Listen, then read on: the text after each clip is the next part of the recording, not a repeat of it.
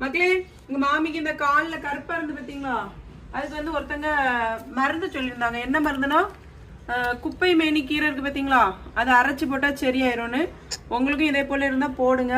நாங்க இன்னைக்கு போட்டு பார்க்க எப்படி ரிசல்ட் தெரியுதான்னு பார்ப்போம். அங்க தள்ளி நடு பிளட் மாதிரி வரிஞ்சு போகுது. தண்ணியாட்டு அரைச்சிட்டணும்.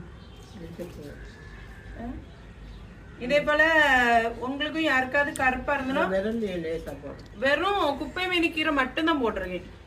இதை இப்படி அரைச்சி இந்த காலில் தேய்க்கணும். இதுல எல்லா இடத்துலயும் இதுலயா வலி இருக்கா உங்களுக்கு?